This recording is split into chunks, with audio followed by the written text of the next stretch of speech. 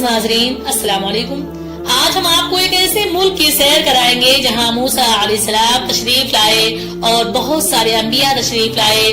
موسیٰ علیہ السلام نے اسی ملک میں بمانگ دہل ارشاد فرمایا تھا کہ اللہ ایک ہے، وہی وحدانیت کے لائق ہے، اس کا کوئی شریک نہیں، اس کا کوئی ساجی نہیں، اس کا کوئی ہمسر نہیں، اس کا کوئی ساتھی نہیں. وہی ذات اللہ تبارک تعالی صرف عبادت کے لائق ہے، پرستش کے لائق ہے، پوجا کے لائق ہے. اللہ کو مان لو، اللہ کو ایک جانو، دیوی دیوتاؤں کی پوجا چھوڑ دو، اللہ تبارک تعالی کی عبادت کرو، اللہ کی وحدانیت کا اقرار کرو. اللہ تبارک تعالی شرک کبھی معاف نہیں فرمائے گا. وہی ملک ہے جسے ہم آج ایجپٹ کے نام سے جانتے ہیں. مصر ملک افریقہ کے بر اعظم میں موجود ہے. اس ملک کی تہذیب و تاریخ ہزاروں سال پرانی ہے. مصر میں بولی جانے والی زبان عربی ہے. یہ ایک مسلم ملک ہے.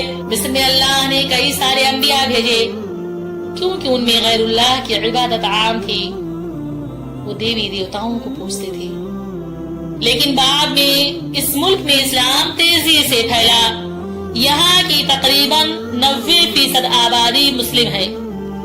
اس ملک میں کھجور کی پیداوار کثرت سے ہوتی ہے. دریائے نیل مصر ہی میں موجود ہے. وہی دریائے نیل اس میں اللہ تبارک تعالی نے موسیٰ علیہ السلام کے دور کے فرعون کو غرق کیا تھا. جب موسیٰ علیہ السلام نے فرعون کو توحید کی دعوت دی تو وہ غرور و تکبر پر اتر آیا. موسیٰ علیہ السلام نے اسے کئی سارے معجزے دکھائے، پھر بھی وہ اللہ تبارک تعالیٰ کی وحدانیت کا قائل نہ ہوا. آخر میں اللہ نے اسے دریائے نیل میں غرق کر دیا. جب وہ ڈوبنے لگا اور موت اسے اپنی آنکھوں کے سامنے ناچتی ہوئی دکھائی دی، اس وقت وہ چلایا اور کہا میں ایمان لایا موسیٰ اور ہارون کے رب پر. لیکن اس وقت کا اس کا ایمان اللہ کو قبول نہ تھا. اس وقت کا اس کا ایمان قابل قبول نہ تھا. اللہ نے اسے دریائے نیل میں غرق کر دیا اور اس کی لاش کو قیامت تک کے لیے عبرت کا نشان بنا دیا.